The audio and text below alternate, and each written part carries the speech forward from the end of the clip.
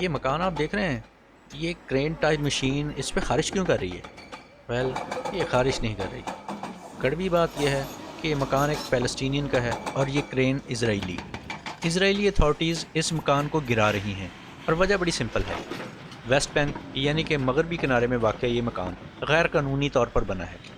جی، یہ میں نہیں کہہ رہا، یہ اسرائیلی اتھارٹیز کا کہنا ہے۔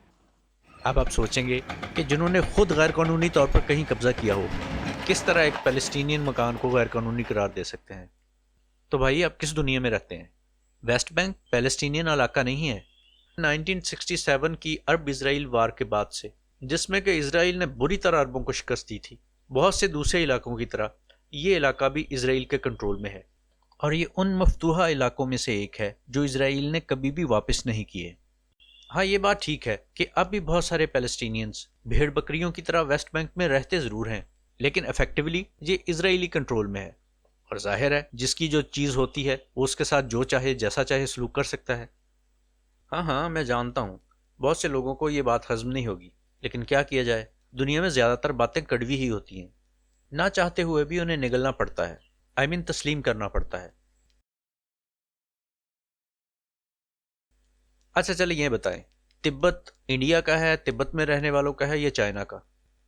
آف کورس چائنا کا ہے، چائنا جو چاہے وہاں کرے۔ چلے اس سے بھی زیادہ واضح مثال لے لیں، مقبوضہ کشمیر کشمیریوں کا ہے یا انڈینز کا؟ آج مودی بھی وہاں پہ گیا ہوا ہے، کچھ ٹائم پہلے امت شاہ وہاں سے ہو کر گیا ہے۔ قانون کس کا چلتا ہے وہاں؟ راج کس کا چلتا ہے؟ حکم کس کا چلتا ہے؟ چلے آتے ہیں واپس اس بیچارے پیلسٹینین کے مکان کی طرف۔ اس کمزور سے پیلسٹینین بابے کو دیکھ کے وہ شعر یاد آ رہا ہے: تقدیر کے قاضی کا یہ فتویٰ ہے ازل سے، ہے جرم ضعیفی کی سزا مرگ مفاجات۔ اسرائیلیز کے مطابق یہ مکان جس جگہ پہ واقع ہے اس ایریا کو ایریا سی کہتے ہیں۔ ایریا سی ایک ایسا علاقہ ہے جہاں پہ اسرائیل کا فل انتظامی اور ملٹری کنٹرول ہے۔ اب اس ایریا کو ایریا سی کس نے بنایا؟ ظاہر ہے اسرائیل نے۔ وہ اے سے لے کے زی تک جتنے مرضی جیسے مرضی چاہے وہاں علاقے بنائے۔ شیر ہے، انڈے دے یا بچے؟ مسلمان ہو، اسرائیل کو شیر کہنے پہ تکلیف ہو رہی ہے؟ ارے جاؤ جا کے ذرا ان کی ہسٹری تو پڑھ کے دیکھو۔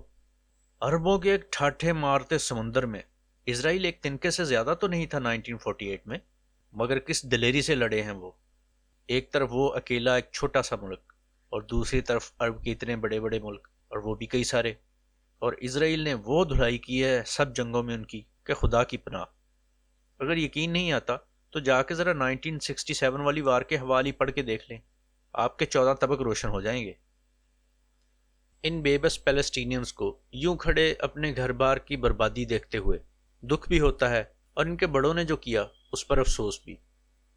آفٹر آل یہ خود فلسطینی ہی تھے جنہوں نے پیسوں کے لالچ میں یہودیوں کو اپنی زمینیں اور اپنے گھر بیچنے شروع کیے، اور آہستہ آہستہ یہودی اس علاقے میں اپنا اثر و رسوخ اور اپنی پریزنس کو بڑھاتے گئے، اور پھر ایک دن آیا کہ انہوں نے اپنی ایک ریاست کا اعلان کر دیا۔ تب تک بہت دیر ہو چکی تھی۔